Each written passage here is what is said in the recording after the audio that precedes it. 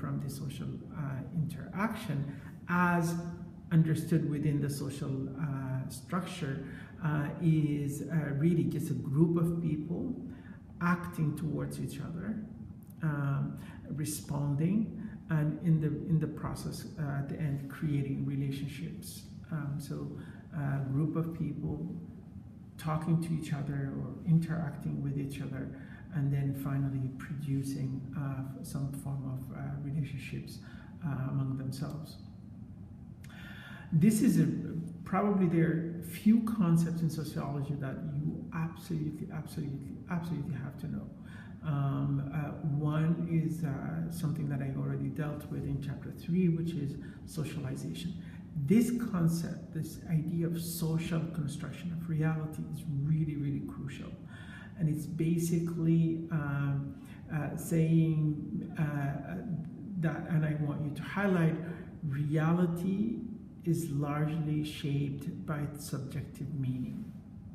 What do I mean by that?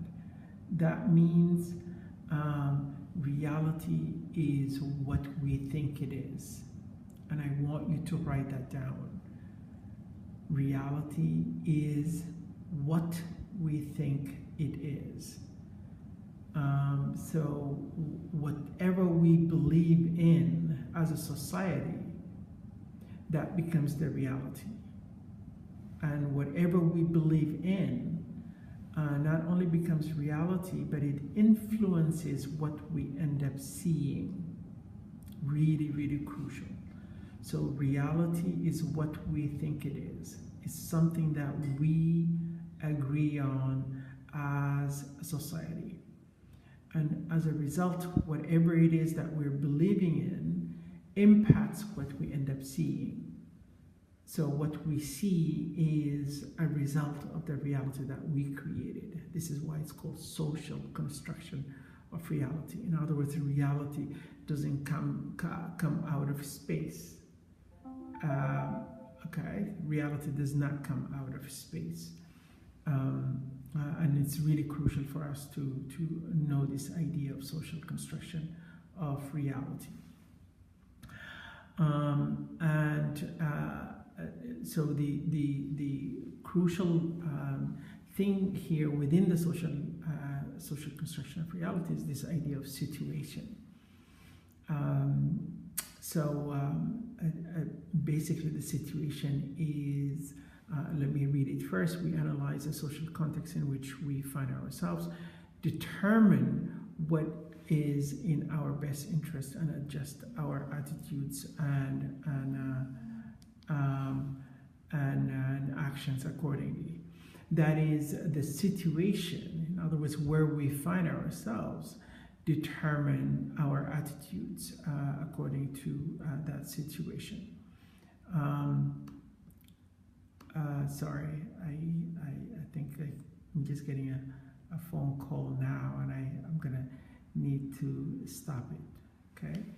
And then we have within this idea of social construction is the idea of self-fulfilling prophecy. This is another third concept that I really want you to take away from this course, which is the self-fulfilling prophecy. Usually self-fulfilling prophecy is something negative, is something false belief. I want you to highlight that word.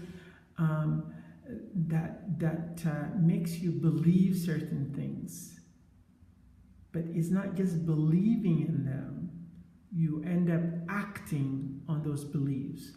So it's let me read it. A false belief or prediction that produces behavior that makes the original false belief come true. That is, let me give you an example. If you believe that you are not smart, okay, you end up acting not so smart. You will end up being not so smart. That is basically you end up producing what you believe. And if what you believe is negative, then it becomes a self-fulfilling prophecy. I hope that is clear, okay? So if you believe in a negative thing, and you behave based on that belief, you will end up producing a negative result. And it's really crucial for us to know that this is a self-fulfilling prophecy. There's an American sociologist, Erving Goffman, and he introduces something really, really interesting that I want you to take away from this course as well, which he ended up calling a dramaturgical analysis, or dramaturgical theory, which is basically, it's very simple. He argues that life is a theater, and we are actors in that theater, and our audience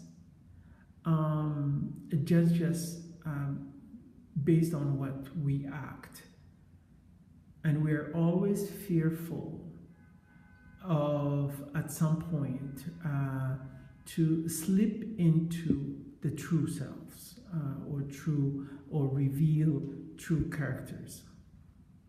So what does Goffman said? The study, and I'm going to read this, the study of social interaction that compares everyday life to a theatrical presentation. So imagine you are in a theater, and the member of the audience judge us and are aware that we may slip on and reveal our true characters. Okay, so let me just say it in very simple terms, that according to Goffman, we live in a theater. Life is a theater, and we are actors in that theater. And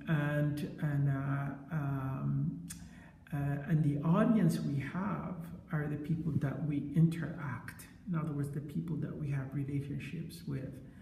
Okay. And what is interesting is that we, as actors, sometimes are fearful, and also our audience. In fact, our audience are totally dependent on the performance that we give them. So what sense they make out of us, in other words, how they judge us, is based on our performance. So it's really interesting.